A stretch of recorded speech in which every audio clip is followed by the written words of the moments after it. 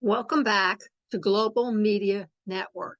Educate, enlighten, entertain. Passionate World Talk Radio Network is a wholly owned subsidiary of Global Media Network. And today on Lest We Forget, with your host Lillian Cauldwell, we're going to talk about the Constitution of the United States.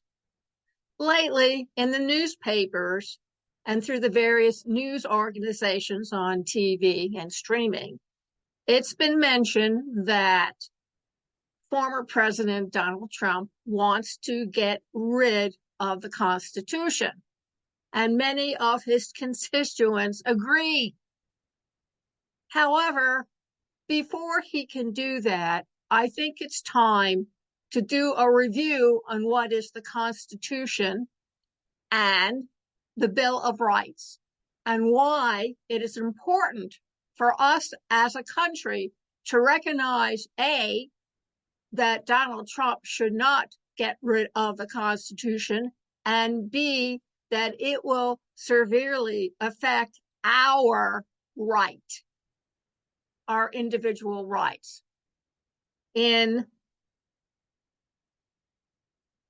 since 1791, on December 15th, the first 10 amendments to the U.S. Constitution were adopted as a single unit, and it constitutes a collection of mutually reinforcing guarantees of every citizen of the United States, our individual rights, and of limitations placed on federal and state governments. Think about that. Individual rights and limitation on federal and state governments. Where did our forefathers get the idea from? From the Magna Carta that was put together in 1215. It was considered the English Bill of Rights. The struggle against king and parliament by its citizens. And it also recognized a broad concept of equality. And our forefathers, took those same thoughts and brought it to the colonies. The Bill of Rights also has a binding legal force. Acts of Congress in conflict with them may be voided by the U.S. Supreme Court, which is the final word on the laws in this country, when the question of constitutionality of such acts arise in litigation. What is the Constitution? The Constitution forbids suspension of the writ of habeas corpus, except in cases of rebellion or invasion. We're all familiar with President Abraham Lincoln, who got rid of habeas corpus during the war between the states, the Civil War.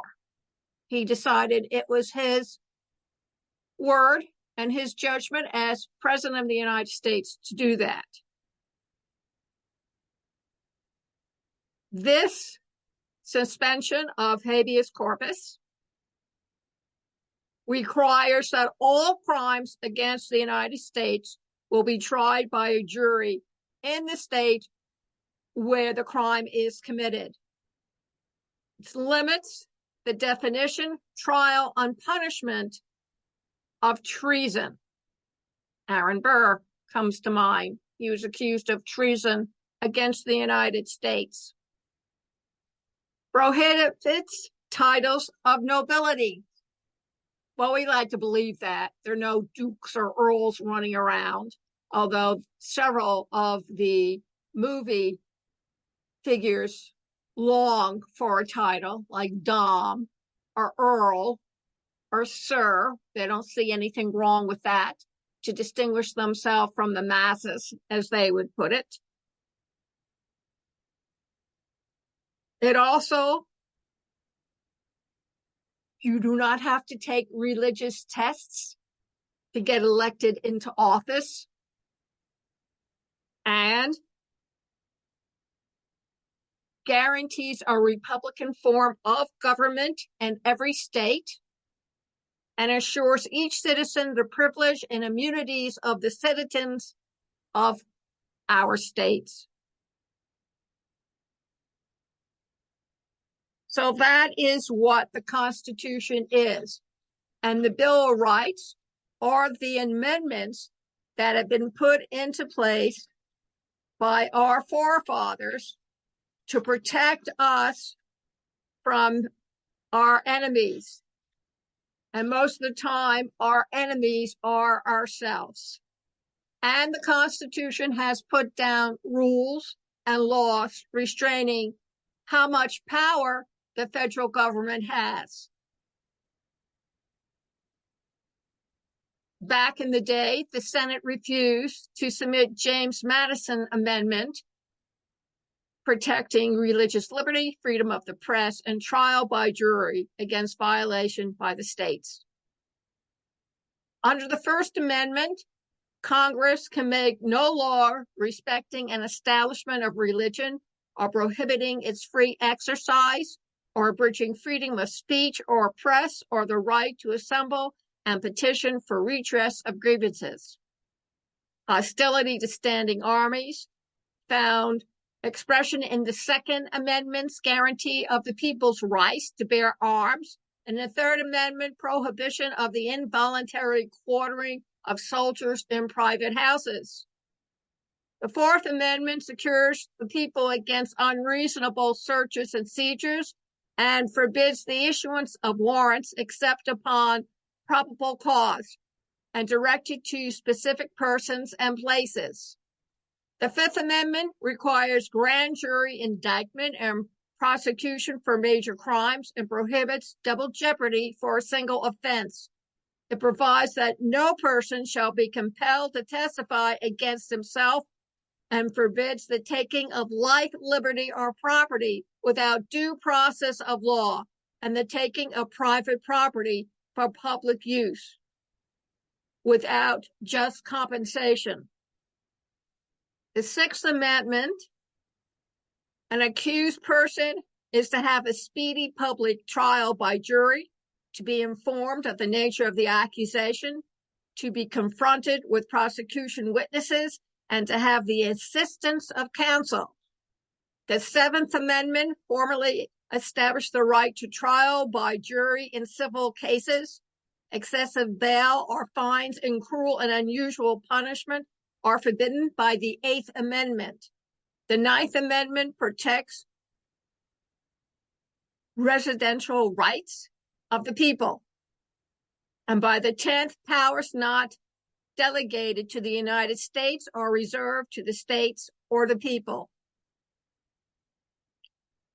After the end of the Civil War, 1861 to 1865, slavery was abolished by the 13th Amendment, and the 14th Amendment in 1868 declared that all persons born or naturalized in the United States and subject to its jurisdiction are citizens thereof. It forbids the states to abridge the privileges or immunities of citizens of the United States or to provide any person of life, liberty, or property without the process of law.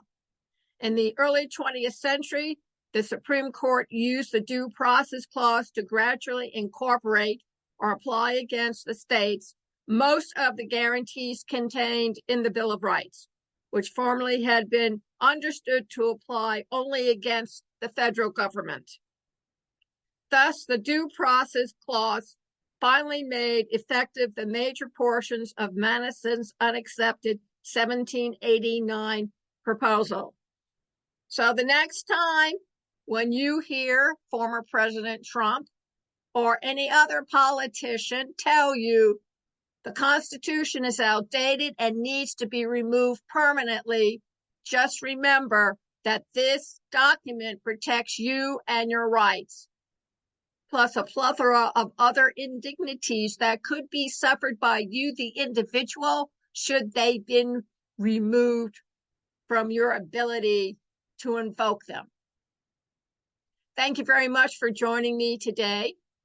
You can hear this on youtube.com, underline, PWR Network, underline, PW Talk Radio. You can hear it at passionateworldtalkradio.com.